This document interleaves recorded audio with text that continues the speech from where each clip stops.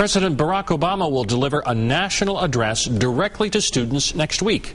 Already, the White House is backtracking on a specific lesson plan for that speech. More on that in a minute. First, some of your reaction to today's announcement. Here's Fox 10 News reporter Libby Amos. Bob, this is a copy of the letter Secretary Duncan gave to every public school in the country last week. In it, the President Obama's speech is detailed for the students that he will give on Tuesday. According to Secretary Duncan, this is the first time an American president has spoken directly to the nation's school children about persisting and succeeding in school. But some White House critics believe the speech is a way to indoctrinate children to support the president politically. The Education Secretary announced that President Obama will take on the role of a teacher in a special address to students nationwide.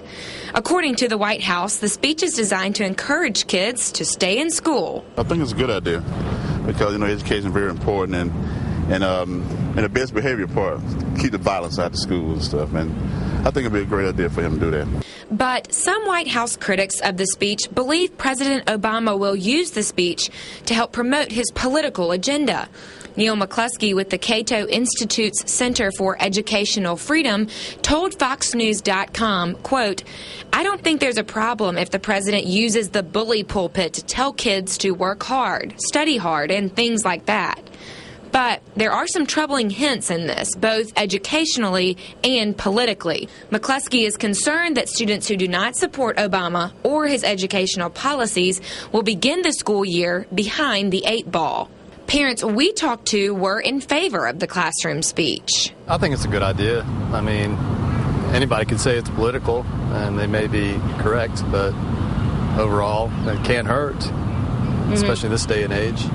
Education expert Dr. Richard Hayes says with the graduation rates at 50%, the speech could help the system. What you're really talking about is in a school system that starts 6,000 kids every year in kindergarten and graduates 3,000 of them 12 years later, and only 1,500 of them prepared to participate in that economy.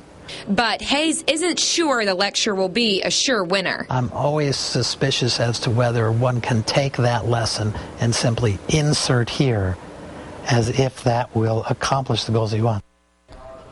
Now, this afternoon, I contacted 4 local school systems to find out which schools will be showing President Obama's speech.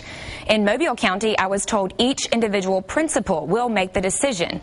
But in Baldwin County, Escambia County, Florida, and Santa Rosa County, I was told it will be up to each individual teacher to decide. Bob? Thanks, Libby. Most of the criticism about the president's classroom speech has to do with these sheets of paper here. These are classroom activities for students to do before, during, and after the speech. Education departments sent these recommendations to all schools.